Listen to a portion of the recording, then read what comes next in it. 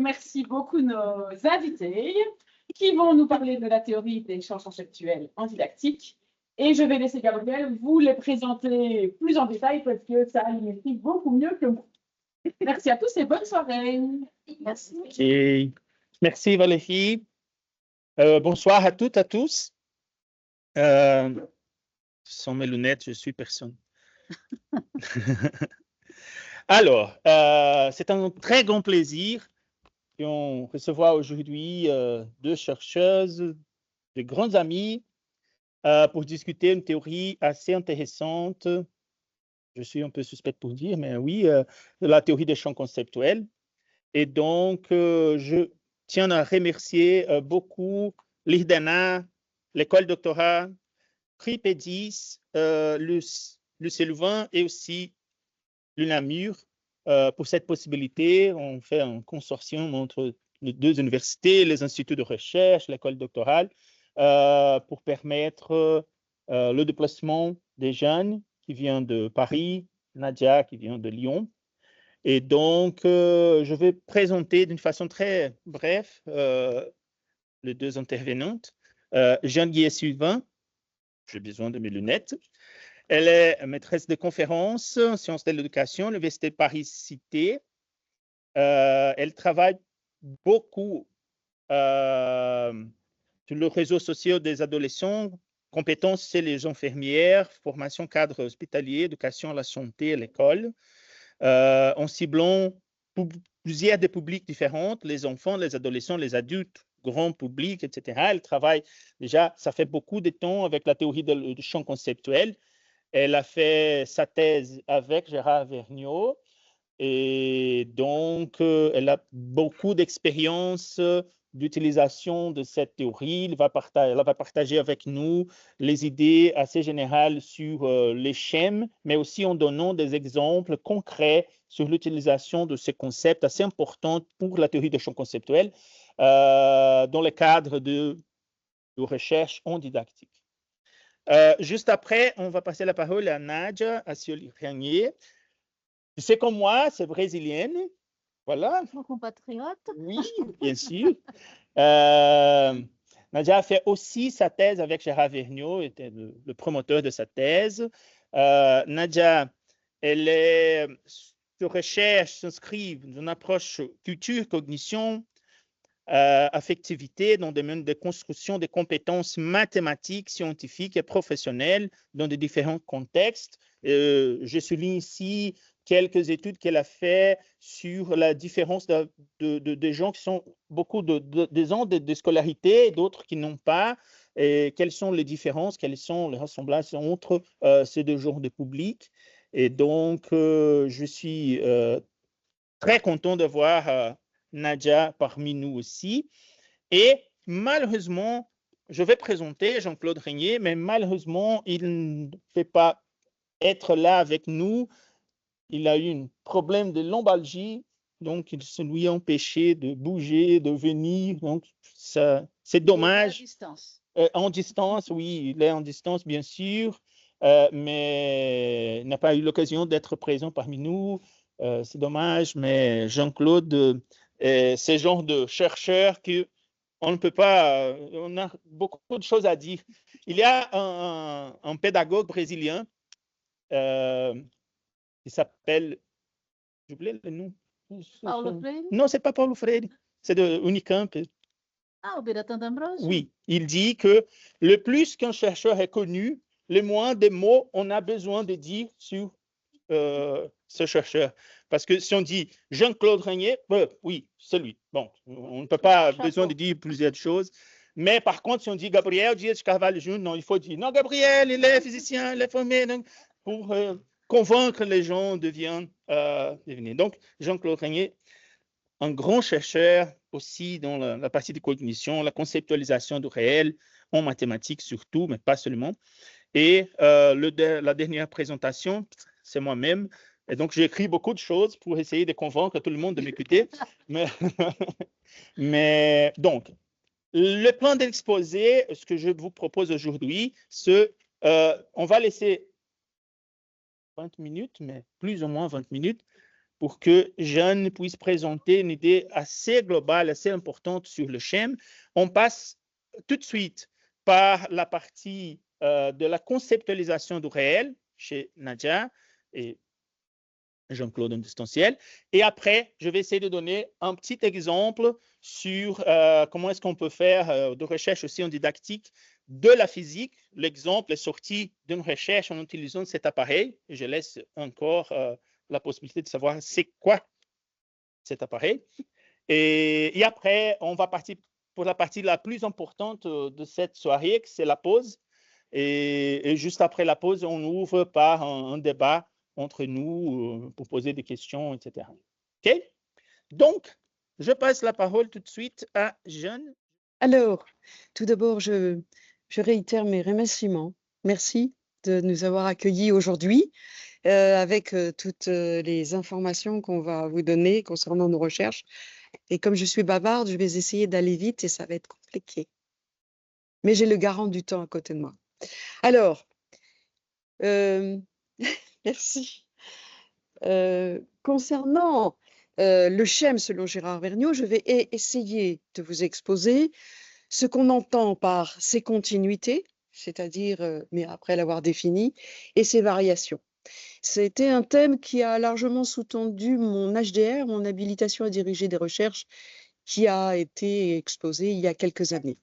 Voilà, donc, petite présentation, je fais partie du laboratoire EDA, Paris-Cité, CAREF aussi en chercheur associé, c'est à Amiens, et puis réseau UNIRES, dont je vais, en 30 secondes, c'est le réseau des universités pour l'éducation à la santé.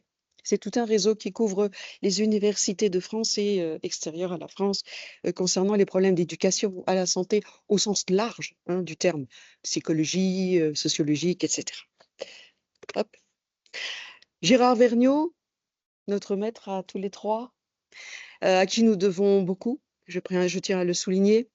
C'est la première question que je vais engager avec vous. Qu'est-ce que c'est que la compétence?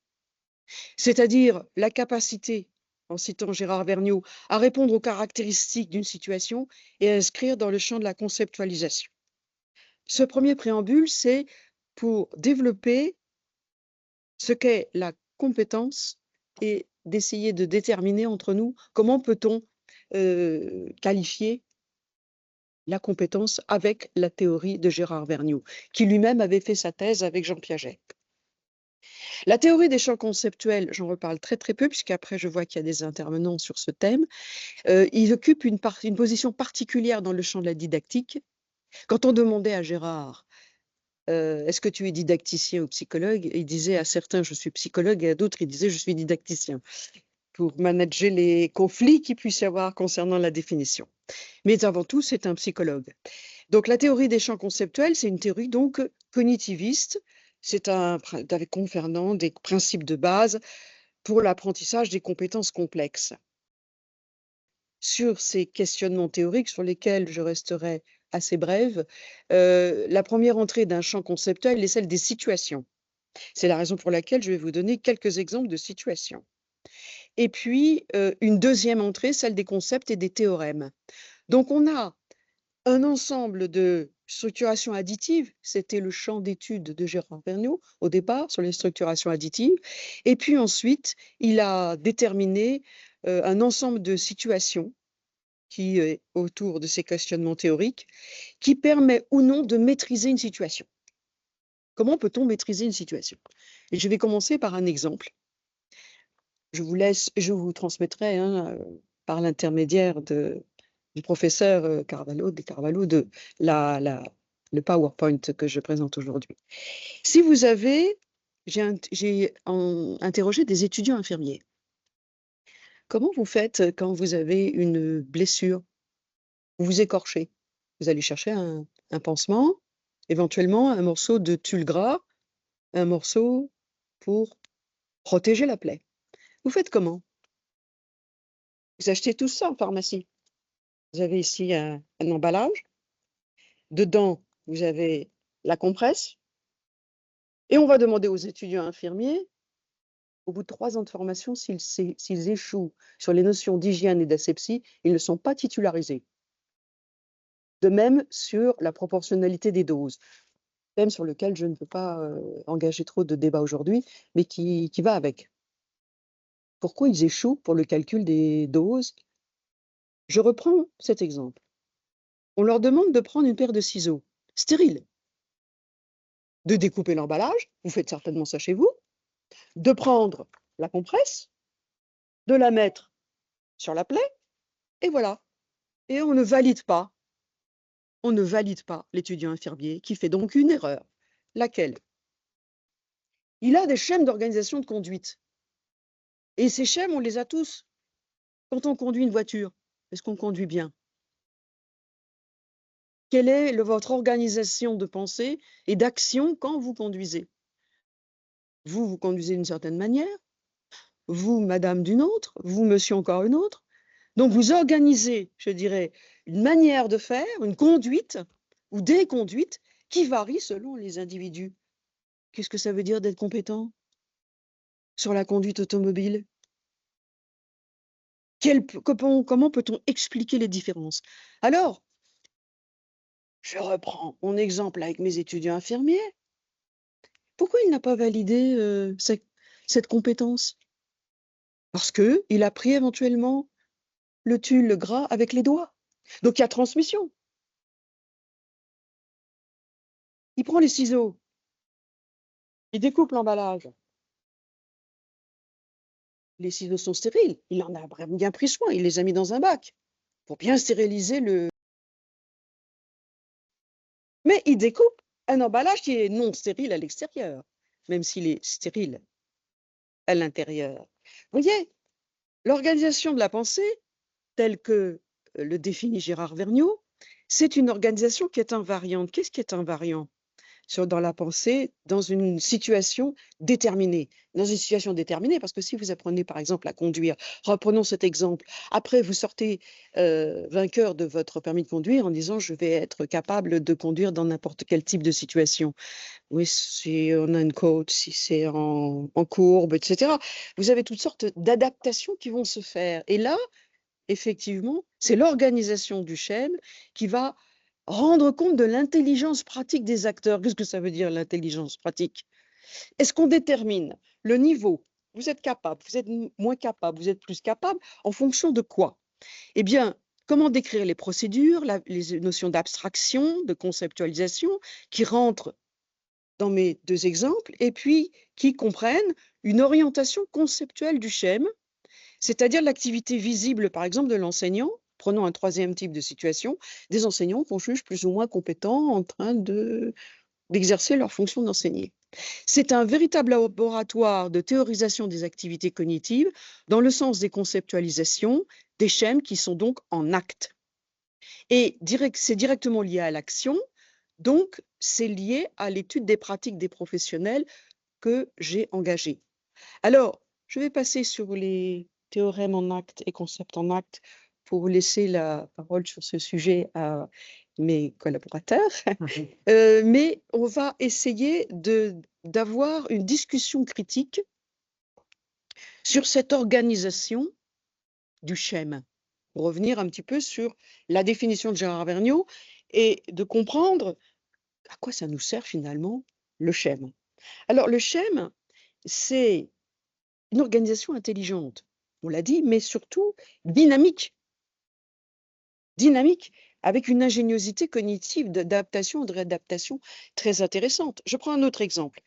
Les cadres dans les formations hospitalières que j'ai étudiées, ils regardent par exemple comment font les étudiants infirmiers pour identifier les différences de réussite, dans le geste infirmier entre tel étudiant infirmier, tel autre et tel autre. Ils ont des petits carnets. Ils ne calculent pas, ils ne font pas la règle de 3. Ils ont des petits carnets sur lesquels ils mettent tel patient, chambre numéro 1, tel patient, numéro 2, chambre... Et pour échapper finalement au contrôle de l'algorithme, ils ont toutes sortes d'ingéniosité personnelle. Donc, on a une rupture du lien fonctionnel entre les connaissances antérieures, ce qu'ils ont appris en formation, c'est-à-dire la règle de 3, et les situations qu'ils rencontrent, et là, ils adaptent. Et puis, à un moment donné, on a un petit problème, c'est qu'on a des fois des ruptures. C'est-à-dire quelqu'un qui ne comprend plus, quelqu'un qui ne s'adapte plus à la situation, qui fait autre chose. Et c'est là où on est intéressé à ce contexte précis dans lequel ça se passe. Vous allez apprendre à danser. Ça, c'est magnifique. Vous allez prendre un professeur de danse. Il va vous expliquer comment on fait la salsa ou autre chose. Et puis, en fonction de la situation dans laquelle vous allez mettre ce que vous avez cru comprendre, c'est-à-dire faire tel pas, on danse, etc. Eh bien, si vous êtes devant des spectateurs, vous allez engager une certaine disposition, une certaine manière de faire. Si vous êtes en face de votre glace dans la salle de bain, ce sera peut-être différent. Ça dépend des enjeux, ça dépend donc du contexte. Donc, si on prend la notion de théorème en acte et de concept en acte, on a le réel de ce que peut comprendre la fonction épistémique du schème, c'est-à-dire un ensemble de connaissances qu'on met en jeu à ce moment-là. J'ai décidé de découper le pansement de telle façon, j'ai décidé de conduire de telle façon, j'ai appris une recette de cuisine, la recette de la pâte à crêpes. Puis au bout de certain nombre de fois, je répéterai, je ne vais pas regarder ma recette de cuisine, je l'ai intégrée. Au fond, je fais les pâtes à crêpes un peu comme je veux, et puis je vais innover, je vais inventer, je vais mettre un peu plus de tel ingrédient ou tel autre. Et finalement, je m'échappe à la règle de départ et j'adapte. Et il y a des moments, évidemment, où on a des résistances. Lesquelles? Alors, j'ai étudié aussi la division, l'algorithme de la division dans la thèse que j'ai conduite avec Gérard Vergniaud, en regardant aussi dans le passé comment les enfants, les élèves, les apprenants de manière plus large calculaient. Alors, je vais vous montrer parce que c'est très très joli. Et ils travaillaient avec des nombres qu'ils effaçaient au fur et à mesure. Ils avaient une certaine conception, je dirais, comment a évolué la division au XVIe siècle. Vous savez, le calcul de la division. 17e, 18e, 19e, 20e, calculette. Ah oui, la 5e opération enseignée à l'école élémentaire, c'était l'extraction de la racine carrée à la main, etc., etc. Les évolutions, finalement, qu'on fait qu'on laisse certaines choses, qu'on en dispense d'autres. Et donc, on essaye d'étudier les obstacles. Au sens, évidemment, que Bachelard nous disait, le réel n'est jamais ce qu'on pourrait croire, mais ce qu'on aurait dû penser. C'est là qu'il existe une histoire dynamique de la pensée. C'est au moment, nous disait Gaston Bachelard, où un concept change de sens, qu'il a plus de sens. C'est alors qu'il est en toute vérité un événement de la conceptualisation. Et là, les obstacles, les cohérences, les structures dynamiques, les résistances, la compréhension, tout ça faisait un ensemble, je dirais, d'épiphénomènes que nous avons travaillé avec Gérard Vergniaud, mais aussi avec les analyses statistiques implicatives. Et je me donne un regard tout particulier aujourd'hui à Régis Gras, à Sado Agalmouloud et aux analyses statistiques applicatives, Jean-Claude Régnier vous en parlerait nettement mieux que moi, qui effectivement ont été je dirais, une méthodologie pour analyser tous les résultats, je dirais, des erreurs que les enfants faisaient, CM2, 6e. Ah, c'est pas les mêmes, excusez-moi, 8, 9 ans, 10 ans, 11 ans, 12 ans. C'est mieux en termes d'âge. Et comment l'évolution, pourquoi ils faisaient des erreurs et quelles étaient les filiations de conduite. Grâce à l'analyse statistique implicative, on avait une méthodologie que je loue, que je vante, que je souligne et qui permet d'identifier dans les organisations de pensée ce qui n'était pas forcément transparent au départ.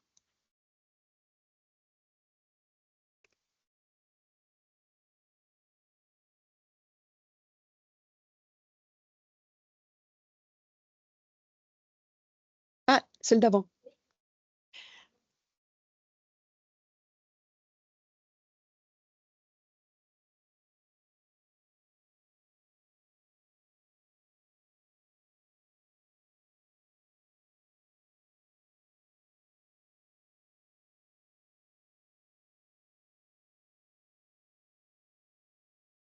Et alors, la notion de résistance qui tout d'un coup change en Oui. de syntaxe, donc on est sur un autre registre. On est à un autre registre et la résistance peut se symboliser par ce petit cube rouge Alors, à un moment donné, chez un sujet donné, ce qui change, ce sont les conduites. Ce sont les conduites qui, à force d'adaptation, peuvent exprimer des cohérences comme des résistances.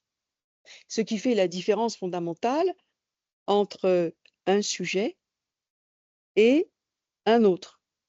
Peut-être que c'est j'espère, un peu plus précis.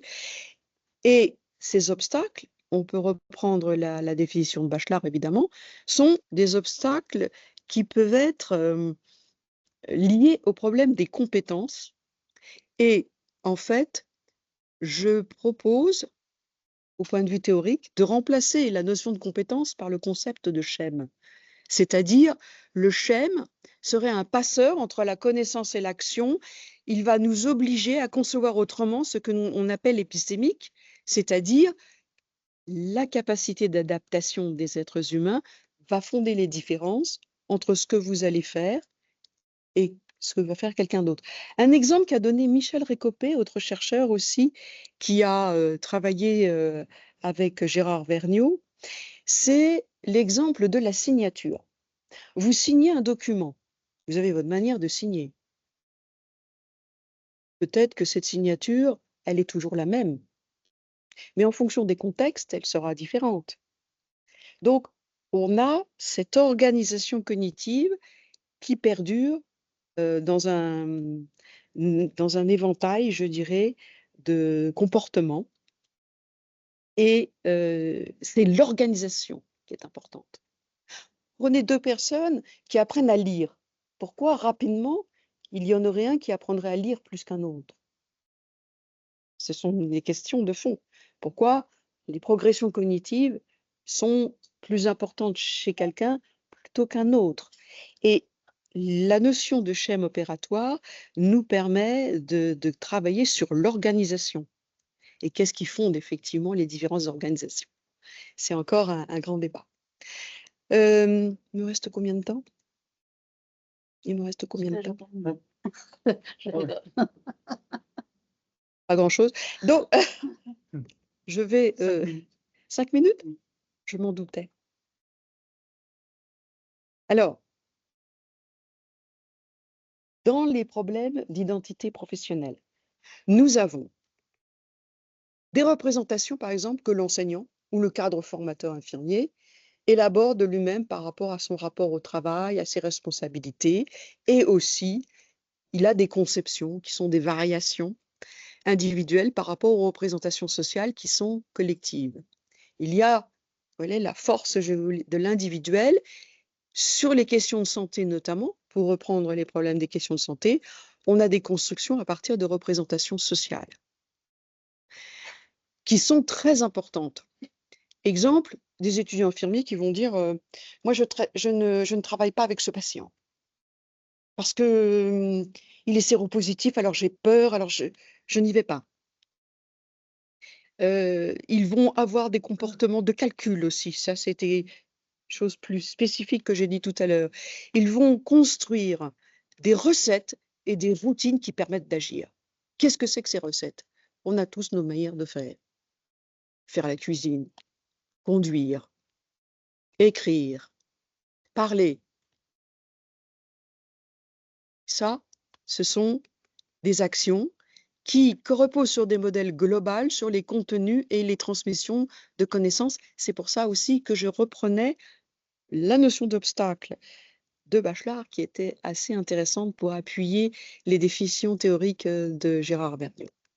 Donc, les conceptions sont construites socialement, et ce qui nous intéresse, c'est les savoirs expérientiels. On assiste à un risque de conformisme en formation, et la place de l'erreur suppose une contextualisation de positions théoriques. Parce que si on peut considérer qu'un élève à l'école, quand il fait des erreurs, il apprend, c'est autre chose dans le domaine des étudiants infirmiers. Si tu fais une erreur sur un patient, pas la même chose. Et je vais vous donner l'éducation sur un exemple concernant les réseaux sociaux adolescents pour terminer. avant la disparition de Gérard Vergniaud, nous avions discuté tous les deux sur la définition des schèmes sociaux, c'est-à-dire ce qu'on organise au niveau conceptuel quand on est plusieurs à des représentations. Alors, au niveau des relations individuelles, on a toute une organisation, on a des violences, des culpabilités, des refoulements, des frustrations, des émotions, des angoisses. On utilise Snapchat, Facebook pour avoir une certaine... alors, la complexité du développement adolescent peut aussi s'analyser en termes de schèmes sociaux, c'est-à-dire un conformisme de groupe. Et dans mes derniers travaux, on a démontré, avec Gérard Vergniaud, que les comportements de groupe étaient très importants quand ils étaient liés, et ils le sont pour la plupart d'entre eux, surtout à 13, 14 ans, à la domination d'un leader. Si vous voulez, les adolescents, ils ont quelques leaders qui dominent le groupe et qui permettent aux autres de dire ce serait intéressant de s'habiller tous pareil, d'écouter les mêmes musiques. Et ce conformisme-là, on essaye aussi de l'analyser en termes de schèmes sociaux qui trouvait Gérard Vergniaud que c'était une ouverture sur la définition théorique des schèmes, c'est-à-dire que ce qui s'organise quand on est en groupe. La force et la domination de certains adolescents, et c'est très très important, parce que par peur de ne pas se soumettre à la domination du groupe, certains adolescents préféreraient très largement se soumettre à la position du leader, ce qui pose question sur la définition du développement de l'esprit critique chez les adolescents, les constructions adolescentes, création de nouvelles relations, afficher au niveau identité personnelle l'appartenance à un groupe, je dirais aux autres que je pense pareil, comme ça je n'aurai pas d'ennui, avec des cercles d'amis de plus en plus ouverts, quels ne sont pas les adolescents qui disent « j'ai 350 amis » sur les réseaux sociaux, et une expressivité qui est dépendante de tout ce contexte. Pour terminer, Pastré, qui est quelqu'un avec lequel qui a développé les notions de didactique professionnelle avec Gérard Vergniaud, nous a donné cette phrase que je trouve magnifique. Il serait illusoire de croire que la pensée peut venir à bout de l'inépuisable complexité du réel. C'est une aventure très sérieuse. Évidemment, je remercie Gérard Vergniaud, encore une fois, de nous avoir apporté des éléments théoriques extrêmement puissants pour essayer de comprendre au mieux qu'on peut les organisations cognitives des sujets et comment ils peuvent s'adapter le mieux, comment, pourquoi, dans différents types de situations. Je reprends donc les éléments concernant l'éducation et la santé à l'école, les conceptions, je dirais, mathématiques des enfants à l'école primaire et au-delà. L'école primaire, c'est les plus jeunes. Les rapports avec l'histoire des mathématiques. Gérard Vergniaud me disait, il ne faut jamais oublier l'histoire des mathématiques. L'histoire des sciences, les rapports aussi avec la philosophie des sciences, et puis aussi les réseaux sociaux adolescents, et puis les éducations à la santé concernant les professionnels de la santé, c'est-à-dire les futurs étudiants infirmiers qui font des erreurs à tout va et qui s'évadent comme des grands poètes de la marche en œuvre d'un algorithme. Algorithme, al-Khwarizmi, mathématicien arabe, algorithmi, algorithmus, algorithme, ce sont des étapes qui sont très particulières, mais le schème, nous tous, on a des moments de poésie et on s'évade parce que c'est humain d'une certaine manière et on conduit nos activités comme on l'entend. Je vous remercie pour votre attention. Ah, je terminerai juste par ça. Quand on a étudié les archives avec Gérard, c'était magnifique ça. Partir ou diviser par, vous voyez, comme c'est joli les archives mathématiques. Et vers vous partir, qui veut dire partager au fond, ça veut dire partager, partir, eh bien, ça nous évoque finalement la fin de ma présentation aujourd'hui parce qu'il faut bien partir. Je joue sur les mots puisque c'est partagé. Je vous remercie. Bon, bonsoir à toutes et à tous. Je suis vraiment ravie d'être parmi vous. Ça a été un peu héroïque parce que je devais venir et cette présentation, j'ai fait avec mon collègue le plus proche parce que c'est aussi mon mari, hein, Jean-Claude, qui devait être là, mais pour des raisons de santé, il est à distance. Et donc, j'ai rebondi sur ce que dit Gabriel. Donc, on a fait un article dans ce numéro sur la question de la conceptualisation du réel dans la perspective de la théorie des champs conceptuels. Et là, donc, ma collègue Jeanne, elle a parlé à plusieurs reprises, mais donc à la marge de son discours, de la notion du contexte. Hein? Et donc, mais Excusez-moi, oui, vous m'entendez? Je oui. crois que c'est pas la bonne version, là. C'est pas la bonne version parce que Ah, ça, c'est la faute, c'est la photographie. Tu peux mettre la dernière version, s'il te plaît. C'est Jean-Claude Régnier, c'est le. Je ne peux pas, moi. Tu t'es trompé de Mais version. je peux faire d'ici. Si tu me donnes la main, je peux faire d'ici. Parce que ça, c'est pas la bonne version. C'est l'avant-dernière version. Et sinon, on coupe. Non, c'est pas possible. Il suffit que je te l'ai envoyé, la dernière version.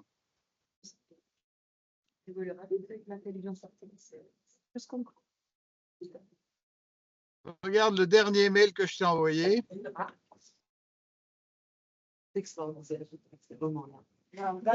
Il y a eu entre les auteurs donc une contribution commune entre la première Voilà, version. voilà, c'est celle-là. Voilà la bonne version. Voilà.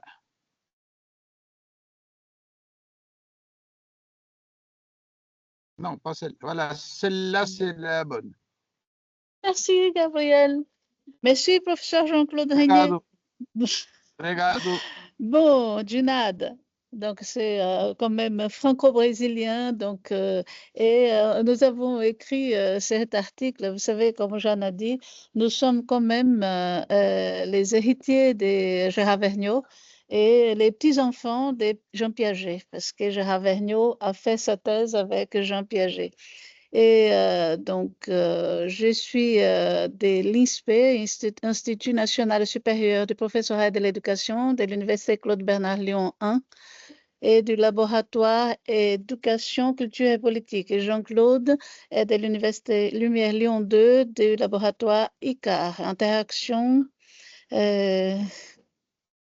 Je ne sais plus. Corpus. Le C, c'est quoi? Corpus. Bon. Interaction, corpus, apprentissage, représentation. Voilà, c'est bien, à deux. On va faire donc jongler comme dans le football brésilien. Et donc là, en effet, on a travaillé sur les rôles des contextes d'apprentissage dans un essai de déconstruction de certaines dichotomies qui sont présentes dans la littérature et qui sont relatives au. Donc là, je fais, parce que c'est assez souvent qu'on vient sur ces thématiques qui sont un héritage de Piaget, mais aussi de Vygotsky. Je vais essayer de dire, donc après, si vous voulez m'interrompre, ce n'est pas un problème, vous pouvez. Donc, une dichotomie qui est concept scientifique, concept quotidien, comme s'il n'y a pas de passerelle, il y a une opposition. Et comme je dis, d'habitude, Gérard disait ça, il disait donc non, il faut voir quelles sont les continuités qu'on donne à la pensée de quelqu'un, d'un auteur, et quelles sont les ruptures. Et donc lui-même, il a eu des ruptures vis-à-vis de Jean Piaget. Et quand j'ai dit, je suis loin de ces grands auteurs, nous sommes loin, mais dans les recherches que j'ai menées, dans des contextes différents, il y avait des choses qui certains aspects de la conceptualisation, ça ne permettait pas de comprendre cette conceptualisation du réel. Je vais illustrer ici avec les représentations des phases de la Lune, donc d'une manière. Donc, à la question de la dichotomie relative à la conscience des concepts. Jeanne, elle a parlé aussi rapidement sur la notion de conceptualisation en acte. Et d'habitude, on dit quand on a une conceptualisation en acte, c'est qu'on sait faire, mais on ne sait pas dire, ou on n'a pas cette conscience des concepts qui sont impliqués dans la réalisation d'une action. aux caractéristiques universelles ou locales. Donc, on disait, donc, certains concepts, ils sont universels, notamment les concepts scientifiques ou ceux qui sont appris et développés à l'école, et d'autres qui sont locaux, qui sont des concepts en acte, par exemple, et qui sont souvent associés au contexte d'apprentissage. Il s'agit donc ici, ce qu'on fait, c'est une interprétation alternative de cette question en croisant la perspective de Vygotsky avec celle de Gérard Vergniaud. C'est intéressant, c'est ici. Voilà. Alors, donc, dans cette perspective, je reprends la notion de la conceptualisation du réel, donc, c'est-à-dire dans le triangle que vous voyez à droite, Gérard Vergniaud, il dit qu'un concept, il est constitué d'un ensemble de signifiants qui permettent de représenter, de communiquer et de traiter le concept. Mais ces signifiants ne sont pas seulement des signifiants linguistiques, ça peut être figuratif, ça peut être gestuel. Donc, un ensemble, c'est ce qui représente, qui permet de communiquer le concept. De signifier, c'est le sens qu'on donne à ces signifiants, et un ensemble de situations qui ma collègue a abordé un peu plus longuement dans sa présentation. Un ensemble de situations qui donnent du sens au concept. Pour lui, c'est une représentation tripolaire du concept. Et elle définit le concept comme ce système tripolaire qui est constitué de ces sous-ensembles qui sont désignés comme l'ensemble des signifiants, des signifiés qui renvoient à l'idée d'invariant opératoire. On peut revenir, c'est-à-dire parce que comme nous sommes d'origines diverses, il n'y a pas toujours des psychologues et tout ça, donc pour pouvoir communiquer. Et le troisième ensemble fait référence aux situations dans lesquelles le concept opère et s'insère. Et donc, moi, ce que j'essaye de faire avec Jean-Claude, c'est de voir une différence aussi entre qu'est-ce que c'est contexte et qu'est-ce que c'est situation. Parce que pendant longtemps, j'ai utilisé ça comme des synonymes. Et là, je ne vois plus du tout comme des synonymes. Et je vais essayer de vous présenter pourquoi j'ai dit cela. En reprenant une recherche qui est déjà ancienne, parce que nous avons, la première publication date de 2005.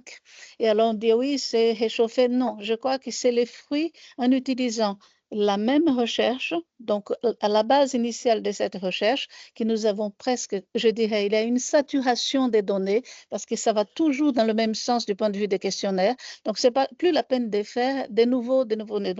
Nous avons travaillé avec des sujets de l'hémisphère sud, de l'hémisphère nord, de l'équateur, des lettrés, et ça donne toujours la même situation, les mêmes réponses.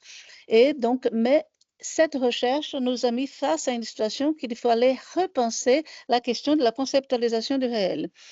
Et donc, cette recherche nous a fait penser que les opérations mentales qui sont à la base de la signification du mot, donc ça, c'est quelque chose qui nous a fait penser par rapport à des langues, des signifiants.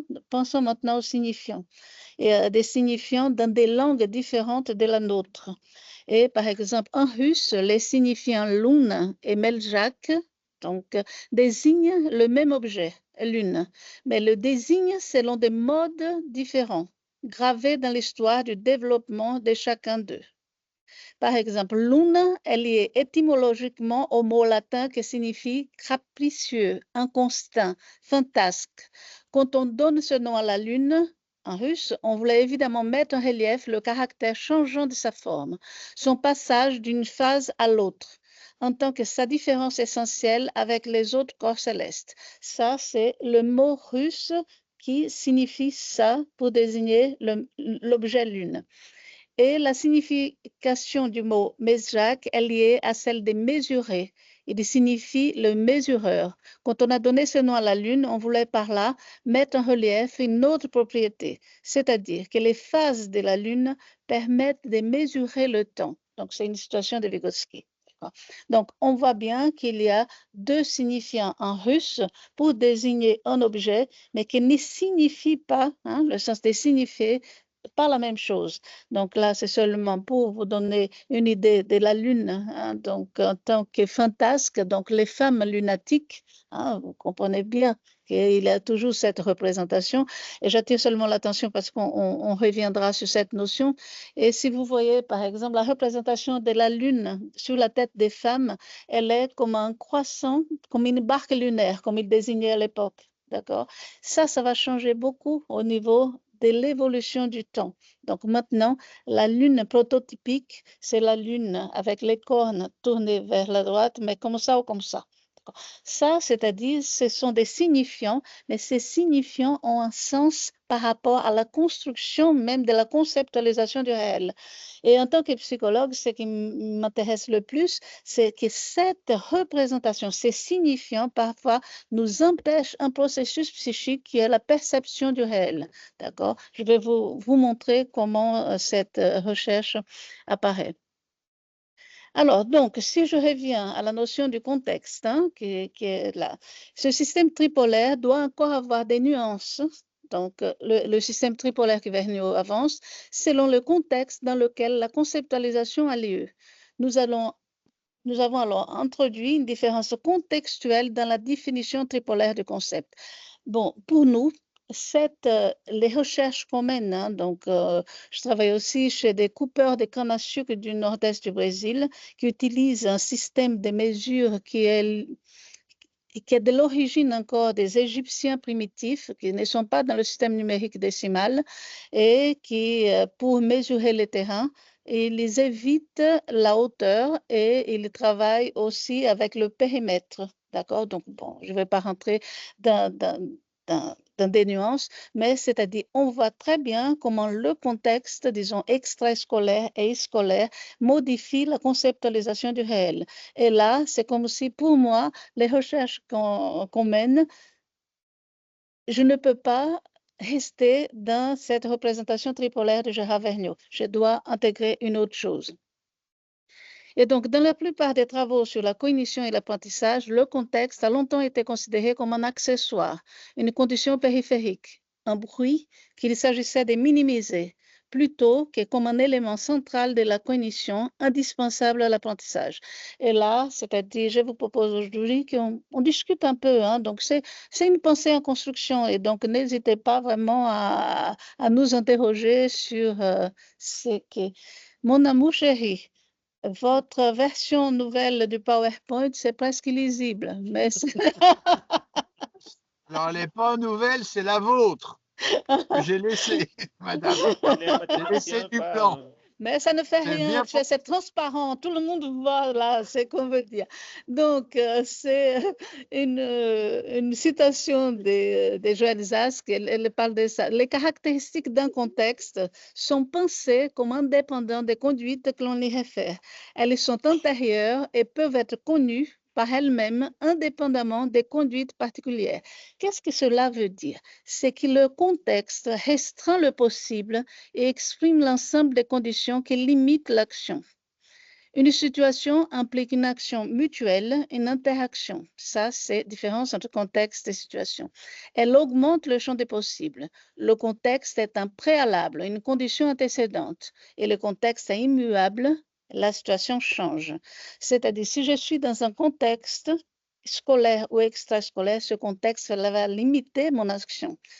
L'ensemble des situations qui donnent du sens au concept, au contraire, vont élargir les schèmes des constructions. Hein. Donc, ce que tu parlais au niveau des situations. Ça élargit, mais le contexte limite. Je ne peux pas faire n'importe quoi à l'école et je ne peux pas faire n'importe quoi dans la vie quotidienne. Donc,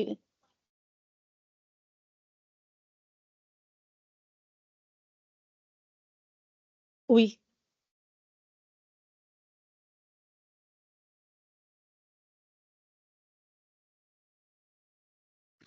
On n'entend pas les interventions hein, quand on Oui, est c'est ça, oui, exactement.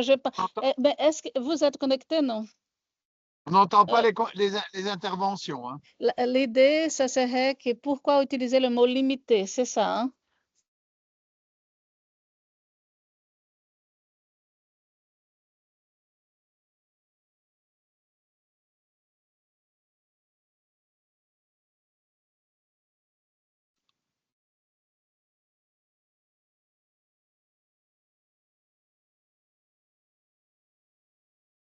oui, comment je peux dire ça? Par exemple, je peux dire, je vais donner... Vas-y. Juste répéter un peu la question. Tu peux répéter? Toi. Vas-y. Alors, donc, l'idée, c'est exactement pourquoi dire limiter le contexte, quand la question, c'est que c'est le contexte a des normes particulières, c'est ça? Oui, c'est ça.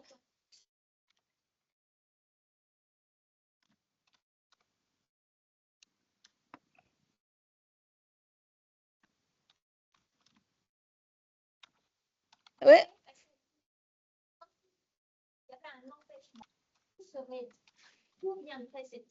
Je veux dire, c'est-à-dire, je veux dire dans le sens où, avec un exemple, hein, si je peux me permettre. Pardon? Avec la Lune. Voilà, dans le contexte scolaire. Donc, je pourrais dire quelque chose là. Bien sûr, mon Parce amour que chéri. j'ai cru comprendre qu'il y avait une question autour du fait qu'on désigne le contexte comme étant limité. C'est ça? Un limiteur. Quelque chose qui limite. Oui, mais quand on parle des limites du contexte, c'est sur sa frontière. Pour parler de contexte, il faut un intérieur, un extérieur, une frontière. Sinon, qu'est-ce que serait qu'un contexte illimité? Par exemple, l'univers. Non, non, non, c'est pas dans ce sens de limite. C'est-à-dire, c'est limité, c'est-à-dire, ça limite. Je vais donner un exemple et tu interviens. Les contraintes que le contexte apporte. Oui, c'est ça. C'est parce que j'utilisais le mot limite. Tu comprends? Et donc, c'est ces contraintes-là. Et donc, je vais donner un exemple, par exemple, du contexte scolaire et par rapport à la Lune. Et donc, en effet, je raconte le début de cette histoire. Hein. Donc, c'était au Brésil. Je dis, je vais introduire le concept en psychologie des conflits sociocognitifs. Je demandais aux étudiants, c'était un master, de me montrer comment ils voyaient la Lune au ciel quand elle n'était pas pleine. D'accord? Et donc, ils m'ont dit qu'ils voyaient comme ça ou comme ça. D'accord? Et donc, j'ai essayé parce que mon objectif, c'était de faire sortir quelles étaient les représentations et faire évoluer, s'il y a quelqu'un qui ne comprenait pas et comment faire progresser cognitivement. Et donc, simplement, c'est parce que j'ai vu comme ça. OK, je dis, bon, écoutez, allez regarder la Lune et donc le prochain cours, on discutera.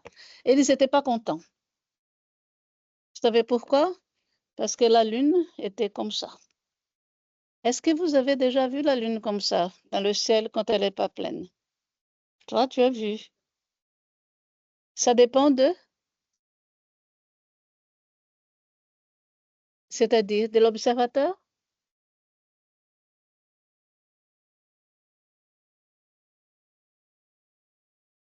Bienvenue au monde de lettrés et exactement au contexte qui limite et qui conditionne je dis, la grande tendance, on va montrer certaines. Donc, par exemple, les lettrés, ils disent qu'ils n'ont jamais vu, la plupart, la Lune comme ça ou comme ça. Ou alors, si je suis dans l'hémisphère nord, je dis oui, ça peut être comme ça, mais dans l'hémisphère sud. Mais quand je suis dans l'hémisphère sud, ils disent oui, ça peut être comme ça, mais dans l'hémisphère nord.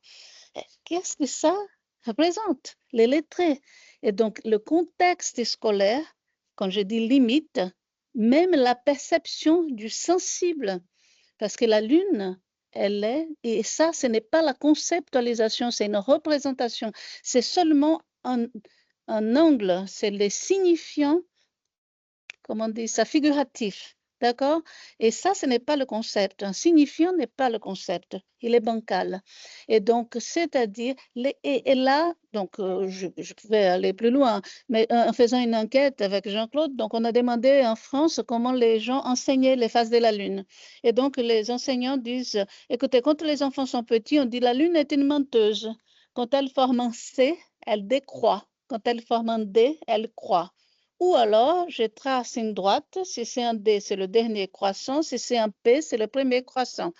Et ils ont tous appris à l'école, très bien, ils ont réussi dans ce contexte scolaire, ils échouent dans le contexte extrascolaire parce qu'ils n'ont pas construit le concept. Ils simplement reproduisent et ils ont obtenu de bonnes notes parce que la professeure, l'enseignante, elle pose les questions qui, donc c'est pour ça que je dis, s'il va dire qu'il voit la Lune comme ça. Là, exactement, au Brésil, nous étions dans un master d'enseignement des sciences. Et donc, il y avait un papa qui était obligé d'aller à l'école parce que sa fille disait exactement qu'elle voyait la Lune de toutes les façons et la maîtresse a mis un 0 parce que ce n'était pas comme ça. La Lune est comme ça et comme ça. C'est comme ça qu'il faut répondre. Et c'est pour ça, tu vois, que je te dis, que je dis limite même la perception. On est conditionné donc à dire ça. Et ça, ce sont des réponses que vous allez voir des lettrés. Les sujets lettrés donnent des réponses comme ça. Et c'est pour ça que je dis le contexte limite, effectivement. Hein, c'est-à-dire parce que ça donne quelle est la réponse attendue. Et parfois, à l'école, on ne fait pas une construction, même si on se dit constructiviste, ce n'est pas la construction du réel, mais c'est vraiment une mémorisation du type purement behavioriste. C'est-à-dire, je donne la réponse attendue, j'ai un renforcement positif, j'ai une bonne note, et voilà, nous les lettrés, hein, donc, on donne cette réponse. Je ne sais pas si c'était dans ce sens-là, tu vois, que j'ai... Hein? Alors, donc, dans le contexte scolaire, exactement, après, hein, donc, cette histoire-là, on a fait une enquête et si tu veux intervenir, hein, Jean-Claude, tu... Non, silence, c'est bon. Donc, les représentations figuratives de la... Vas-y. Oui, il y a toujours le décalage. Et donc, nous avons construit un questionnaire avec ces 4 figures de la Lune, hein, donc, avec, par exemple, la question 1, c'était « Avez-vous déjà vu la Lune ?» Donc, comme je vous ai dit. Et il fallait, nous avons après, voilà, donc...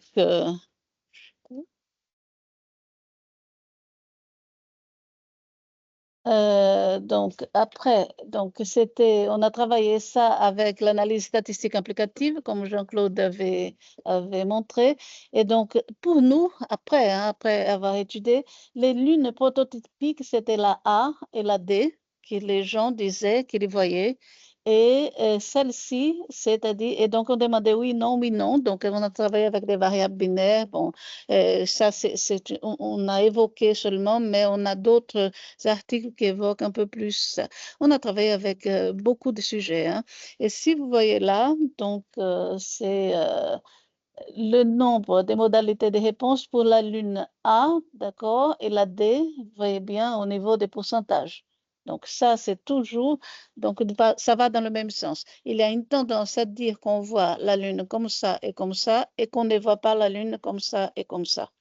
Et la deuxième question, c'est exactement si, par exemple, si je suis dans l'hémisphère sud, on posait la question, si quelqu'un de l'hémisphère nord dit qu'il ne voit pas une de ces lunes, est-ce que vous croyez, oui ou non, et si oui, lesquelles? Et donc, ça s'inversait. Hein, c'est-à-dire, ça montrait de nouveau cette question des lunes prototypiques. Et donc, dans le contexte scolaire, alors donc, évidemment, après, on s'est dit, bon, voilà notre hypothèse, je suis un peu trop, ça va un petit peu.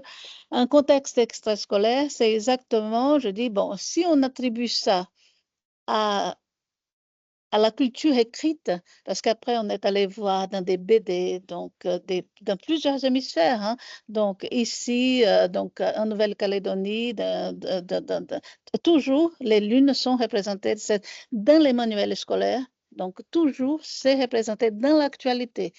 Et dans l'Antiquité, elle était représentée plutôt comme une barque lunaire, comme vous avez vu sur la tête des femmes. Et donc, alors, donc on dit, on va essayer de demander à des sujets peu scolarisés ou analphabètes. Évidemment, on ne pouvait pas passer un questionnaire. Nous avons fait des entretiens vidéo, hein, donc, et là, on a pris seulement certaines images pour permettre la discussion. Hein, je ne veux pas trop. Et donc, voilà, Tio, 42 anos, regardez, il voit de toutes les manières. Donc là, c'est seulement, j'ai pris de la vidéo certaines photos. Donc, il voit et il montre qu'il voit de toutes les manières. D'accord? Donc, Daniel, 53 ans, 1 an de scolarisation, pareil, hein, il voit de toutes les manières. Louise, 42 ans, donc pareil. Hein, donc, je montre seulement pour donner une idée. Là, c'était exactement à l'équateur. Donc, il aussi, il va de plusieurs manières. Et celle-là, elle était vraiment géniale, cette femme, parce que elle, je ne savais pas, et elle avait cassé ma baraque. On utilise ça, cette expression en Belgique, casser ma baraque. Oh, voilà. Parce que tous les analphabètes disaient et allaient dans le sens de mon hypothèse. Et elle a répondu comme les lettrés. Je dis, ça ne va pas. Et j'ai commencé à discuter un peu avec elle. Et quel bonheur pour les chercheurs. C'est en effet cette dame, elle était en train d'être alphabétisée. Et comment elle était alphabétisée? Parce que je dis, est-ce que tu vois ça à l'école? Elle dit, oui, la maîtresse, elle me demande d'amener les calendriers. Et c'est à partir du calendrier qu'on voit les phases de la Lune. Et elle fait d'une façon même poétique. Hein, donc, et là, je dis, il y a quand même donc quelque chose assez réfléchi du point de vue du contexte, de ce qui permet, on se permet ou non de voir. Je crois que ça, c'est même très grave, hein? C'est-à-dire, si c'est le conditionnement scolaire, qu'est-ce qu'on nous permet ou non de voir? C'est un processus psychique dans la perception. Comment cela se modifie hein, dans la construction du réel. Et donc là, c'est exactement pour revenir à cette idée d'un essai de déconstruire ces dichotomies, cette notion du concept de Gérard Vergniaud, hein, des signifiants, signifiés et situations. Donc, on voit dans les pointillés, dans le contexte extrascolaire, il y a une prédominance ici de la dimension opératoire de la connaissance, c'est-à-dire la conceptualisation en action. C'est-à-dire, c'est savoir-faire. J'ai réduit, hein, donc on peut aller, mais pour aller vite, je dis, il y a une prédominance du savoir-faire et parfois, il manque même des signifiants pour signifier les concepts. Par exemple, quand j'ai travaillé chez des vendeurs d'un jeu de loterie au Brésil dans les années 80, il faisait de l'analyse combinatoire, des permutations et tout ça, mais ils ne sont jamais allés à l'école. Ils ne savaient pas dire qu'ils faisaient, je parlais tout à l'heure des coupeurs de canne à sucre, ils ne savaient pas qu'ils étaient en train de faire un calcul d'air. Ils étaient en train de couper le terrain comme ils disaient. Donc, c'était une activité. Mais imbriqué dans l'activité, il y avait exactement les concepts mathématiques que les chercheurs pouvaient identifier, mais ils ne savaient pas dire, ils n'avaient pas les signifiants, c'était dans l'action. Et dans le contexte scolaire, le pôle, soi-disant, hein, qui est sur scène, et les restes dans les coulisses, c'est des signifiants et signifiés. C'est une prédominance de la dimension prédicative de la connaissance. C'est le savoir-dire. Hein, donc, c'est comme si, mais ces concepts qu'on pouvait dire de façon réduite, scientifique et quotidien, ce sont des concepts bancals. Parce que si je sais dire, c'est seulement une définition du concept, mais je ne sais pas rendre opératoire ces concepts. Donc, le concept, ce triangle, il est bancal. C'est comme le petit objet de Gabriel que j'aimais bien. Voilà, c'est génial ce truc-là. Je fais, j'observe, d'accord, mais je ne sais pas dire. Donc, j'observe certaines choses là. Donc, la question, c'est cette conceptualisation en action qui, comme j'en dis, les schémas, ils sont efficaces dans un contexte et parfois inefficaces dans l'autre. Mais la question, c'est il faut qu'on puisse savoir faire et savoir dire. Et pour moi, exactement, quand il y a la jonction de ces deux triangles, qu'effectivement, on arrive à des niveaux de conceptualisation plus élevés, parce que ce n'est pas absence ou présence de concepts. En effet, pour moi, c'est des niveaux de conceptualisation qui sont de plus en plus puissants quand ils sont exactement il y a cette jonction et pas cette dichotomie entre ces deux pôles qui est.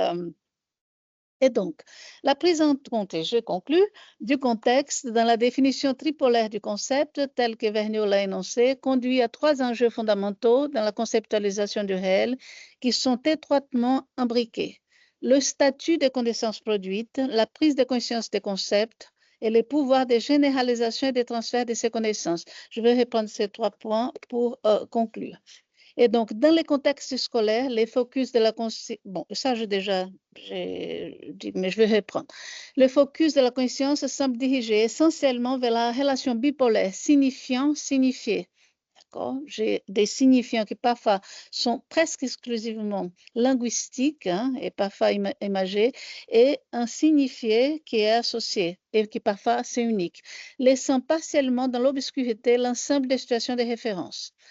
L'erreur qui en découle, c'est considérer ce type de connaissances comme supérieure et formelle, parce qu'il y a cette idée, non, à l'école, on construit des concepts qui sont généralisables à d'autres concepts avec un niveau de... et quand je dis ça, je ne suis pas contre l'école. En revanche, je pense que parfois, l'école, elle n'est pas comment dire, un amplificateur culturel. En effet, il doit partir. John parlait des compétences et des schèmes. Quelles sont les schèmes existantes pour pouvoir donc servir comme amplificateur culturel et avec un niveau de symbolisation plus élevé, pouvoir généraliser. Dans les contextes extrascolaires, le focus de la conscience semble dirigé essentiellement vers la relation bipolaire, situation signifiée, laissant partiellement dans l'obscurité l'ensemble des signifiants. L'erreur, c'est considérer ce type de connaissances comme inférieures et concrètes, parce que ça, c'est aussi des choses qu'on voyait beaucoup dans la littérature. Pour Piaget, dans la mesure où l'on désire marquer et conserver leurs différences entre l'inconscient et la conscience, il faut bien que le passage de l'un à l'autre exige des reconstructions et ne se réduise pas seulement à un processus d'éclairement. C'est pourquoi la prise de conscience d'un schème d'action transforme celui-ci en un concept. C'est le concept en acte n'est pas encore un concept. Il faut exactement cette transformation dans un concept. Et pour Vygotsky, prendre conscience d'une opération, c'est en effet la faire passer du plan de l'action à celui du langage, la réinventer en imagination pour pouvoir imprimer un mot. Là, ça donne une thèse. Donc, j'essaie de voir, écoute, je vous remercie. Donc, la question du pouvoir des généralisations et des transferts de ces connaissances. Le contexte scolaire, c'est une connaissance généralisable à tous les contextes. Ça, c'est une idée fausse.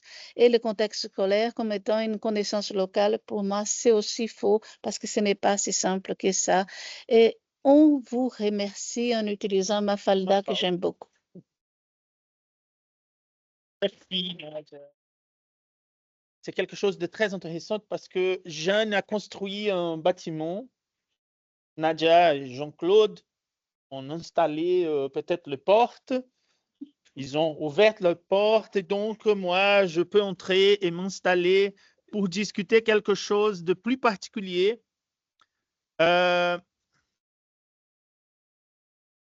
Concernant peut-être une unité d'analyse assez pragmatique pour la recherche en didactique, en conceptualisation en général.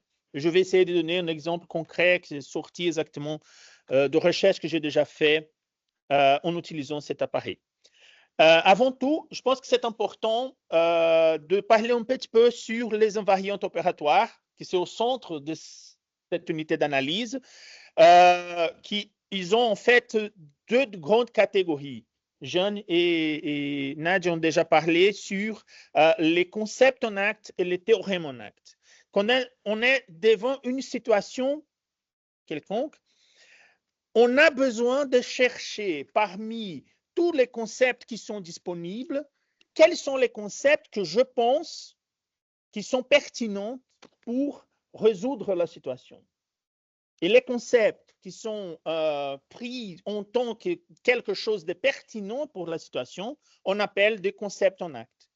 Comme Nadia a dit, les concepts en acte ne sont pas du tout des concepts scientifiques, ou pas encore des concepts scientifiques, mais sont quelque chose qui réside encore dans mon système cognitif, qui me permet d'identifier des propriétés des objets et de construire juste après des propositions de fonctionnement du réel. Et ces propositions que je pense qui sont correctes, qui sont vraies, on appelle des théorèmes en acte. J'ai eu l'occasion, c'est un grand privilège de participer pendant une année scolaire à chaque fin de mois à Paris 8 avec Gérard Vergniaud, de discuter les données de ma thèse, de faire plusieurs discussions. Et les discussions avec Gérard Vergniaud ne sont pas du tout seulement des discussions conceptuelles, mais sont des choses qui sont valables pour toute la vie. Et j'ai eu l'occasion de dire, mais Gérard, écoute, cette idée de théorème en acte, c'est très lourd. Pourquoi tu ne dis pas les propositions en acte? Il faut, oui, tu as raison, mais laisse-moi avec mon nom, c'est tranquille, etc. Donc, l'idée de théorème en acte n'est pas exactement un théorème en mathématiques, mais ce sont des propositions qu'on peut construire sur le fonctionnement de quelque chose de réel et que, à mon avis, ce sont des propositions correctes, sont vraies. Bon, la notion d'erreur, elle vient quand on met en comparaison tout ce que je pense, les théorèmes en acte que je construis pendant l'action et une théorie scientifique. Et donc, c'est exactement quand je fais des recherches sur les conceptualisations, j'appelle tout ça, ce sont de recherches au niveau micro, qui c'est exactement essayer d'identifier les invariantes opératoires, ça veut dire les concepts, les théorèmes en acte, et d'essayer de savoir quelle est l'influence que ce concept de théorème en acte exerce sur le processus de conceptualisation.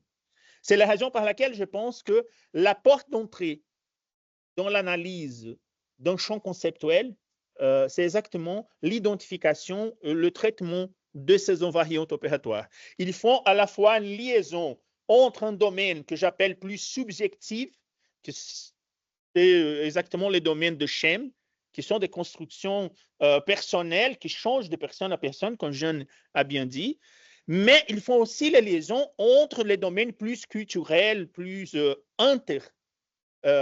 sujets, entre le sujet, qu'il s'agit de domaine du concept. Bon, je vais passer pour donner un petit exemple.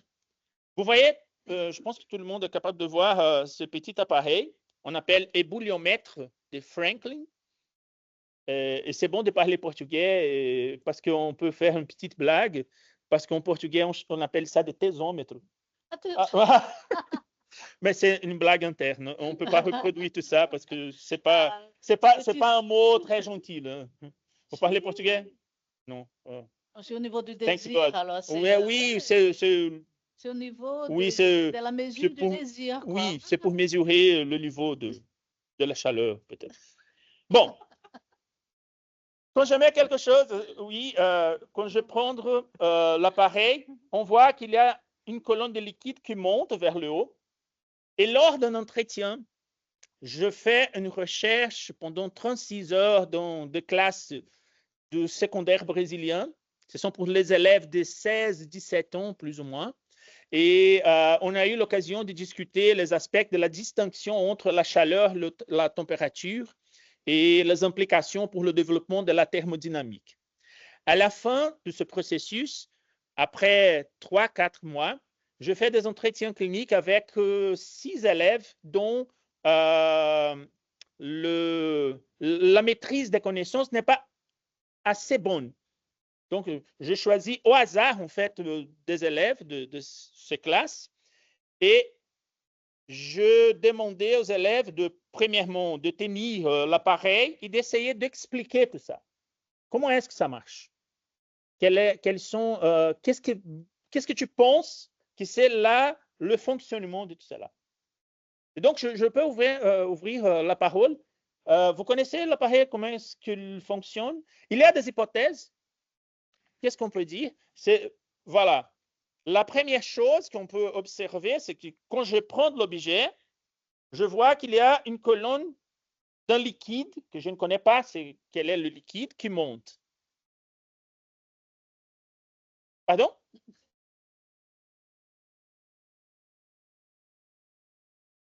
Voilà. Mais il monte. Et maintenant, mets ta main en bas. Ça fait la même chose ou pas? Non, Pas du tout.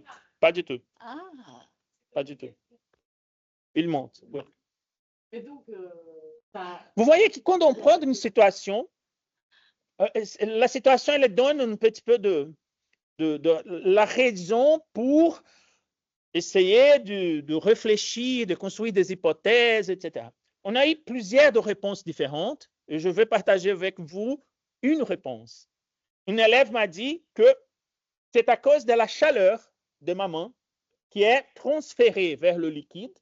Le liquide, donc, augmente la température et de la même façon qu'on peut voir, par exemple, dans un thermomètre, le liquide il subit une dilatation et à cause de cette dilatation, il monte. Oui.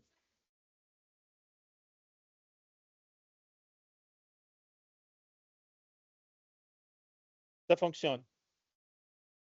Non, parce qu'il y a ici, il y a un petit tube là-dedans qui sait exactement par ce tube que le liquide peut monter. Quand je fais comme ça, il n'y a plus de liaison entre le liquide et l'autre. Mais, oui. Oui, mais, pardon? Non. Oui, la quantité d'air, c'est absolument petite. La pression interne, c'est très faible. Et le liquide, c'est une question que peut-être vous pourrez me poser. Le liquide, c'est l'alcool.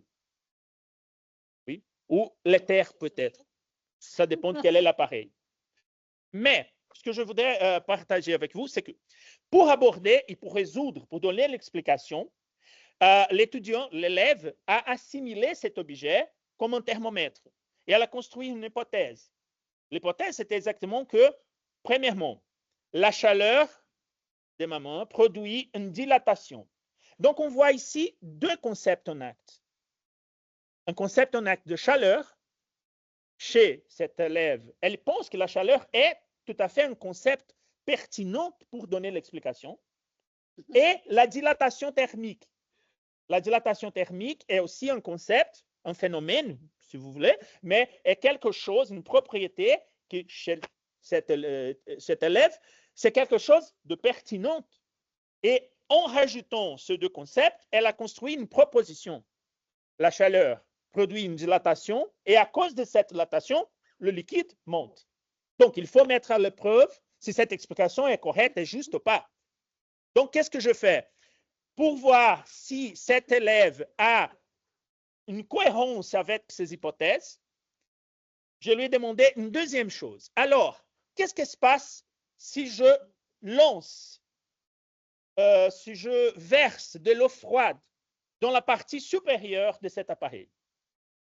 Voyons, si elle est cohérente avec l'explication, la chaleur augmente la température, l'objet subit une dilatation.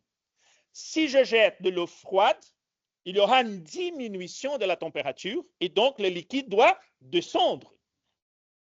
Elle a répondu exactement cela. Elle a dit, bon, si vous jetez, lancez de l'eau froide ici, le liquide va. Et donc, je peux faire une petite expérience. Ce n'est pas de l'eau froide, mais c'est de l'eau quand même. Non? Ouais, on peut prendre un seul. Il y a de l'eau. Tu mets de l'alcool aussi. Voilà. Et donc, si je vais faire très rapidement. Et donc, quand on fait, le liquide monte quand même. Et c'est extraordinaire dans la vidéo, parce que quand je fais ça, l'élève, elle regarde, elle dit non, non, non.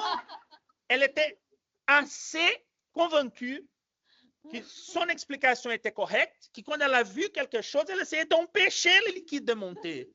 Et tu vois, c'est la question de l'affectivité. Oui, l'activité. L'affectivité, c'est très intéressant. Donc, le modèle, le concept, peut-être le phénomène de dilatation thermique n'est pas pertinent. Regarde qu'il n'y a pas, on ne se pose pas ici, maintenant, l'idée de c'est correct ou incorrect. La chaleur n'est ni correcte ni incorrecte. Elle peut être pertinente pour expliquer la situation. Là, bon, elle n'a pas réussi d'expliquer. Et pourquoi ça? Parce que le concept, le phénomène, si vous voulez, de dilatation n'est pas pertinent. Même si la proposition qu'elle a construite, la chaleur produit une dilatation et les objets qui dilatent augmentent les dimensions, c'était tout à fait correct. Vous voyez? Après, on a commencé à dire, mais non, c'est pas, il faut trouver une autre solution. Il y a plusieurs allers-retours dans l'entretien. À un moment donné, elle a dit, peut-être c'est à cause de la pression. Oups, oui, la pression, c'est correct, mais quel objet, quelle chose exerce la pression? Donc, j'ai continué à poser des questions pour aider à construire l'explication correcte jusqu'au moment où nous sommes arrivés à une réponse correcte. Mais ce que je voudrais mettre... non, ce n'est pas le cas de donner l'explication, ce n'est pas un cours de physique. Hein, mais qu'est-ce qu'il arrive maintenant, sérieusement? Quand je tiens l'objet, bien sûr, il y a un flux de chaleur, bien sûr. On produit en fait une vaporisation de liquide qui augmente un peu la pression de vapeur. Et cette pression, donc on a deux chambres différentes, deux régions différentes. Cette région en bas, elle a une pression un petit peu plus importante. Et donc cette différence de pression, elle fait bouger le liquide vers le haut. C'est la même chose quand je verse de l'eau froide dans la partie supérieure, je fais une diminution de cette pression. Donc, l'idée, le concept clé, c'est la différence de pression entre deux chambres qui fait bouger le liquide. Bon, nous sommes arrivés, après beaucoup de temps, à la réponse scientifiquement correcte. Et ça veut dire que c'est quelque chose qui peut me dire qu'il y a eu un processus de conceptualisation pendant l'entretien. C'est quelque chose d'important. Mais ce que je voudrais mettre l'accent, c'est que quand je fais une erreur, moi, en tant qu'élève, en tant qu'étudiant, en tant qu'apprenant en général, quand je fais une erreur, cette erreur, elle peut être due à deux choses différentes dans cette analyse. Il y a plusieurs de facteurs, de paramètres qui peuvent produire une erreur dans une situation. Mais dans cette analyse-ci, la première, c'est de penser, de choisir un concept que je pense qui est pertinent, mais en fait, il n'est pas pertinent. Même si je suis capable de construire des propositions correctes. La deuxième possibilité, c'est de choisir des concepts qui sont effectivement pertinents, mais construire des propositions qui ne sont pas correctes au niveau scientifique. Ce sont deux niveaux différents et nous, en tant que didacticiens, ce sont deux actions différentes qu'on doit produire auprès de nos élèves. Mais si on dit seulement non, l'étudiant, l'élève n'a pas réussi de donner la bonne explication, c'est une erreur. Et si on rajoute dans le même groupe ces deux types d'erreurs, je pense que ça, au niveau didactique, au niveau du processus d'apprentissage, n'est pas tout à fait une bonne chose. Mais si on essaie, et c'est exactement le genre de recherche que j'essaie de faire, c'est exactement de découper les possibilités d'erreur en ces deux types différents, soit pour le choix des concepts qui ne sont pas du tout pertinents, soit pour la construction de propositions qui ne sont pas vraies ou correctes au niveau scientifique. D'où vient exactement cette analyse? Oui? Ah non? Chaleur, oui. Chaleur, oui, oui. Oui. Oui, exactement, exactement. S'il y a au moins un concept qui n'est pas pertinent,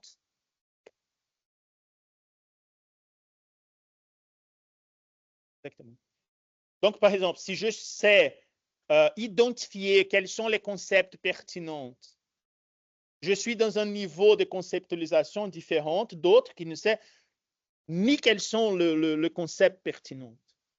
Donc, l'action de l'enseignant, de professeur sur ces différents types d'erreurs, exactement, ce sont des actions différentes. Si j'essaie de mettre en évidence, je fais des recherches sur la construction du temps relatif et maintenant, je me suis plongé sur de recherches sur les usages, les pratiques d'apprentissage à l'aide des intelligences artificielles. Et ça me semble que ces genres de choses, c'est très important, ces distinctions entre concept et théorème en acte peut aider à, d'une certaine façon, modéliser les échanges entre les êtres humains et les intelligences artificielles génératives, surtout. Oui, bien sûr.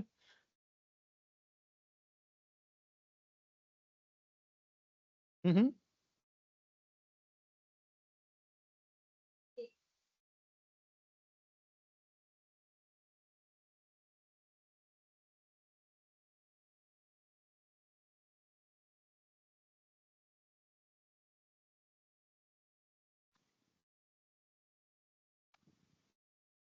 Il y a ensuite les opérations, d'autres natures d'instruments, des opérations mentales qu'on va réaliser, c'est-à-dire le lien qu'on établit entre les éléments saisis à partir de c'est comme ça. Exactement. Et bah, ce que je dis, c'est que oui, ce sont deux niveaux différents d'approche. Mais la question que je me pose souvent quand je fais des recherches, c'est d'où viennent ces concepts en acte? Ces concepts en acte appartiennent au sujet ou à la culture? J'imagine le modèle que j'utilise, c'est la culture, ça veut dire tout ce qu'on produit en tant qu'être humain, toutes les relations, etc. Mettre à disposition un ensemble assez large de concepts possibles qu'on peut potentiellement accéder. Notre expérience nous permet d'interagir avec quelques-uns d'entre ces concepts. Et donc, on fait toujours par comparaison. C'est exactement ce qui s'est passé ici. L'élève n'a jamais vu cet instrument. Mais les schèmes, en disant comme Piaget disait, les schèmes d'assimilation, il essaye d'assimiler exactement les objets qui sont plus ou moins semblables ou compatibles avec ce schème. Qu'est-ce que je déjà connais? Je connais un thermomètre. C'est comme un thermomètre. C'est quelque chose que je mets ici et il y a une dilatation. Je connais déjà tout ça. Bon, cet appareil, il est un peu semblable à un thermomètre. Donc, je vais donner l'explication de la même façon que j'explique le fonctionnement du thermomètre. Je vais essayer. Donc, c'est quelque chose. Mais quand j'ai vu le résultat, qui n'est pas un résultat prévu, espéré, attendu, en fait, c'est exactement cela qui se pose la question de déséquilibre cognitif. Donc, oui, ce sont des opérations que je fais avec l'objet. Et donc, c'est deux niveaux. Le niveau de choix des objets qui n'est pas fait d'une façon arbitraire, mais il y a quelques influences externes. C'est l'interaction que je fais avec les objets du monde réel me permet d'accéder l'un ou l'autre schème et bien sûr l'un ou l'autre concept. Okay? Donc, c'est plus ou moins ça. Et je pense que cette unité d'analyse, elle est encore, je teste encore son utilisation. Ça veut dire que si je dis que la porte d'entrée, je fais en fait une séparation, je ne sais pas si vous êtes d'accord, mais on peut trouver trois grands types différents de recherche en utilisant la théorie des champs conceptuels. La recherche que j'appelle micro, c'est exactement ça, c'est cela que je fais, l'identification des invariantes opératoires dans un groupe, une classe de situations. Et ça peut donner, lancer de la lumière sur un processus interne de compréhension. Un deuxième niveau, c'est un niveau méso, peut-être d'identification des schèmes, d'identification, c'est comme Nadia a fait, de compréhension plus élargie, ce n'est pas seulement d'identification des invariantes opératoires. Et un troisième niveau, qui c'est un niveau macro, qui c'est exactement l'identification d'un champ conceptuel. Un champ conceptuel avec toutes les relations entre les objets, le phénomène, les propriétés, etc. Donc, j'aime bien partir vers le micro. Ça beaucoup me plaît d'essayer de comprendre le mécanisme de raisonnement de chaque personne. Je ne suis pas intéressé pour des grandes lignes de pensée. Qu'est-ce que 80% des étudiants pensent? Non, je suis très intéressé de savoir, même s'il y a un seul étudiant, une seule élève qui pense d'une certaine façon absolument différente, comment est-ce qu'il pense et pourquoi il pense comme ça? Donc, cette identification, à mon avis, c'est quelque chose de... C'est très difficile, en fait, mais c'est quelque chose que je pense que c'est une bonne contribution que la didactique de la physique. Donc, les concepts en physique que j'utilise ne sont pas je ne suis pas intéressé d'étudier le concept en tant que tel, mais comment est-ce que je peux apprendre ces concepts, comment est-ce que je fais la conceptualisation. Oui, vas-y. C'est seulement pour faire un lien, tu me diras si, Oui. parce que la question, tu vois, tu mets dans ton schéma là un domaine subjectif et un domaine culturel. Oui. Et là, tu as donné l'exemple qui est un objet du quotidien, plus de l'actualité, du thermomètre avec le mercure, hein, qui donc on voyait que le niveau monte. D'accord. Et donc, il essaye de faire le transfert d'apprentissage de ce contexte extrascolaire pour le contexte scolaire avec cet objet bizarre-là que tu nous montres. Et donc, c'est une tentative, mais ça échoue parce qu'il y a d'autres paramètres. Hein. Et maintenant, mais ça, c'est seulement pour des éléments de pensée. Pour moi, c'est comme si, toujours en pensant quels sont les obstacles, tu vois, des limites que certains objets culturels, techniques, parce qu'on a un objet technique et ensuite cet objet technique se transforme en instrument psychologique, parce que c'est exactement cette notion, hein, cette appropriation. Mais maintenant, quand on a des thermomètres, on n'a plus de thermomètres mercure. On n'a même pas. Tu vois, donc c'est-à-dire, il y a quelque chose qui était de l'ordre de nos outils culturels qui est disparu et qui ne permet même pas un transfert initial de ce type de choses. Mais si je parle de ça, c'est parce que j'ai fait une recherche liée à la question de l'écriture cursive du geste graphique hein, au Japon et l'alphabet latin. Et la question, c'est qu'il y a une période, je ne sais pas si, mais c'est tombé par terre, c'était la Finlande et les États-Unis, certains États des États-Unis, qui voulaient alphabétiser les enfants déjà avec l'ordinateur, sans le geste graphique. Et qui, pour moi, c'est une perte énorme, une perte culturelle, parce que c'est une autre chose. On n'a pas besoin d'enlever quelque chose dans la multitude des objets qui, tu vois, par exemple, là, ton élève, elle a utilisé ces savoirs-là, donc du contexte extrascolaire, pour émettre une hypothèse qui, je peux, mais maintenant avec le thermomètre digital, je ne sais pas si ça serait possible. Mais qu'est-ce qui va, oui, l'idée c'est justement qu'est-ce qui va remplacer le développement de certains types de compétences écrites peut-être.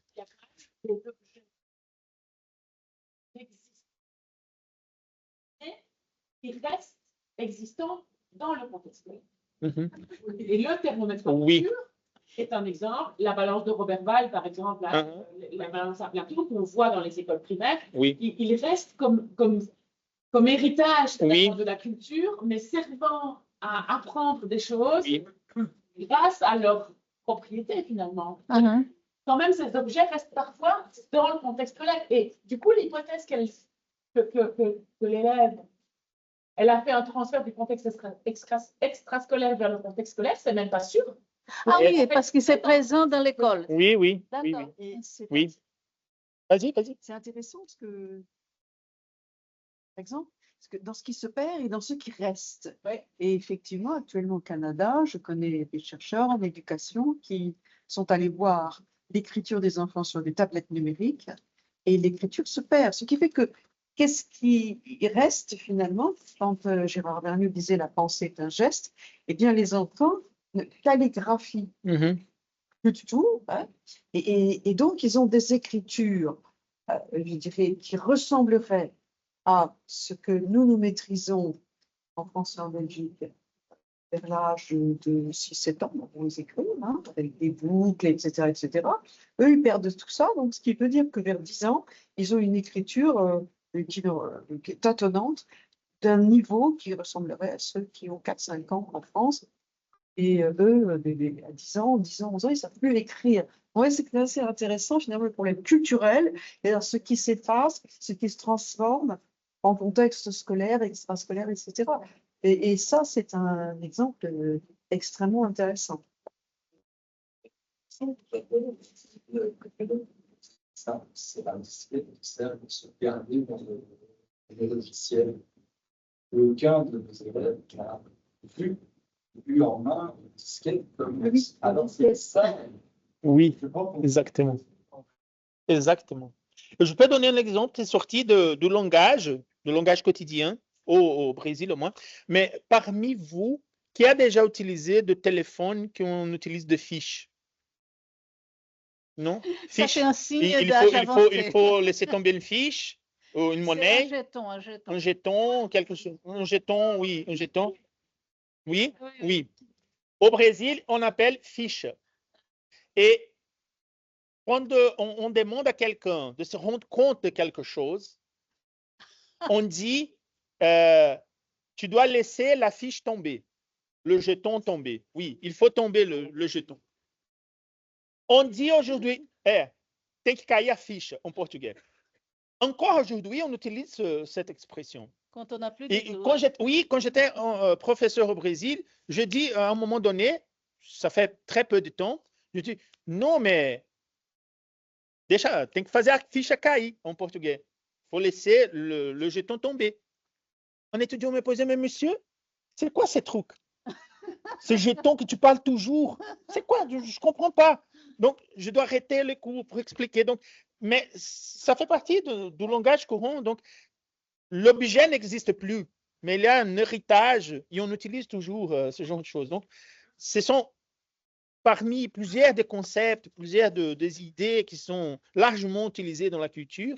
On est immergé dans cette culture. Donc, Je peux profiter aussi pour apprendre. Excusez-moi. Émerger dans cette culture à période historique donnée. Je reprends les exemples de l'histoire. Les niveaux, je dirais, de compréhension. Oui. Ça, je peux déjà dire. Non, mais c'est une curiosité parce que comme vous avez vu déjà, comme Gabriel m'a présenté, et aussi, pas besoin, avec je parle, vous savez que je ne suis pas d'ici, hein, donc mon accent montre.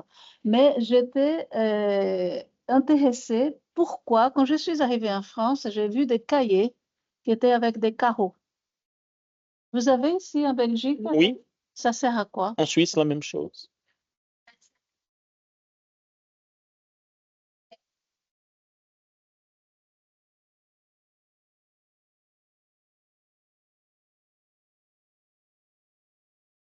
Donc, pour vous, c'est... Alors là, spécialiste de la division, et on m'a appris aussi qu'ici, par exemple, qu'ici, on avait aussi ça pour la calligraphie. Les lettres, ça montait jusqu'à... Mais si je vous dis au Brésil, donc on n'a pas de carreaux, et on apprend quand même à lire et on apprend à diviser. Alors, quels sont les outils? Et moi, je me sentais, voilà, donc, c'est-à-dire ça, c'est un outil culturel. Oui.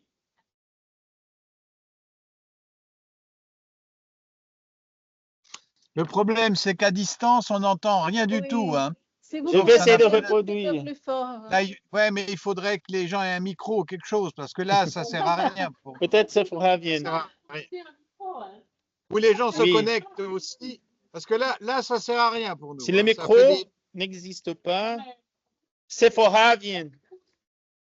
Oui. Alors, voilà, donc, Vas-y. Bonjour. parce qu'on on peut pas profiter des débats. Oui, Donc, oui, Ok. tout à fait. Alors, alors les gens viennent vers le micro. Voilà. la question, elle est la suivante. C'est que dans le schéma proposé par Gabriel, il y a d'un côté de l'axe, on a le domaine subjectif et de l'autre domaine de l'axe, le domaine culturel.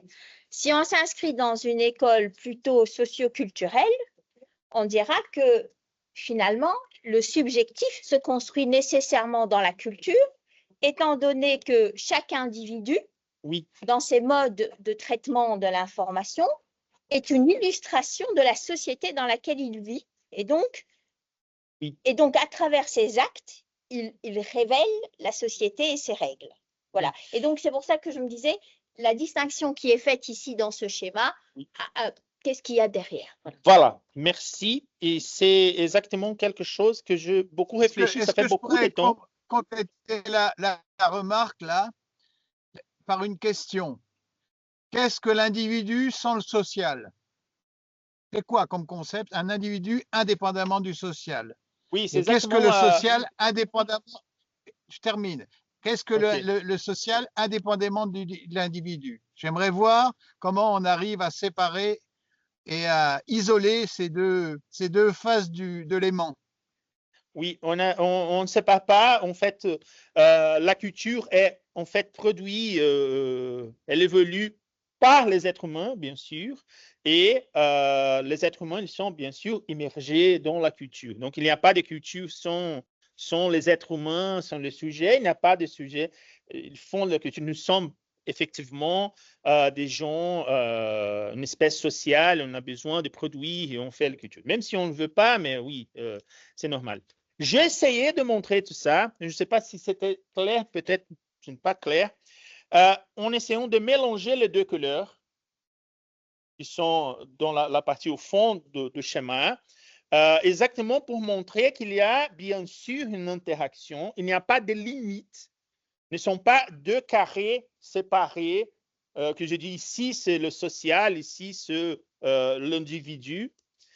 Mais par contre, il y a bien sûr une forte interaction entre ces deux domaines. Mais la division que je fais, c'est effectivement pour montrer qu'il y a quelque chose dans l'action d'un sujet qui, à un moment donné, quand il essaie de donner une explication, appartient à ce sujet. Même en sachant qu'il fait partie de la culture et que cette culture exerce une énorme influence sur chaque sujet. Et il y a quelque chose qui est intersubjectif, que j'appelle le domaine culturel. Mais l'idée de jongler avec ces couleurs, que mélange entre les deux, c'est exactement pour montrer, et je suis absolument d'accord avec Sephora et avec Jean-Claude, que c'est absolument impossible de séparer ces deux domaines. Okay? Et juste pour terminer, pour qu'on puisse faire une petite pause. Ce que j'ai appris avec Gérard Vergniaud et toute la théorie des champs conceptuels en discutant avec plusieurs de gens en faisant de recherches, etc., que bien sûr, à mon avis, Vergniaud, il a réussi de faire un lien, même au niveau théorique, qui plusieurs de chercheurs, plusieurs de psychologues ont dit que c'était quelque chose d'impossible. D'un côté, on a tout le développement de Jean Piaget, qui bien sûr, il est centré dans la relation sujet, l'interaction sujet-objet. Il a développé plusieurs de mécanismes d'interprétation de quelles sont les organisations internes, les concepts de schème, etc., le développement personnel. Bien sûr que si on fait des études sur la théorie piagétienne, beaucoup de livres qu'il a écrits, les 84 livres qu'il a écrits, on peut se rendre compte que de plus en plus, il a donné une importance assez grande pour les interactions sociales, pour la question de la culture. Mais il n'a pas thématisé tout cela. Au moins, dans les derniers livres, oui, il a fait plusieurs approches au niveau culturel. D'autre côté, on a Vygotsky, qui met l'accent sur ces genres de choses, sur l'aspect de la culture, sur la médiation, etc. Et avec cette notion d'invariante opératoire qui jongle exactement avec ces aspects, comme j'ai essayé de montrer dans l'unité d'analyse, les aspects à la fois subjectifs et culturels, on trouve cet homme-là, c'est Gérard Vergniaud. On trouve André ça aussi, et moi. Et pour finir, pour rendre hommage à cet homme inoubliable, c'est Gérard Vergniaud. C'est la dernière fois qu'on se rencontrait. C'est un congrès à Brasilia, au Brésil. On a eu l'occasion de se parler pour la dernière fois. Et je suis un peu... Oui. Mais c'est juste pour dire que c'était une inspiration assez forte. J'essaie de tous les temps que je peux de diffuser la théorie de champs conceptuels. À mon avis, c'est une théorie assez riche et peut explorer, surtout dans le domaine d'enseignement des didactiques des sciences. Je pense qu'on a encore un bon chemin à poursuivre dans ce domaine-là. Je vous remercie beaucoup pour l'attention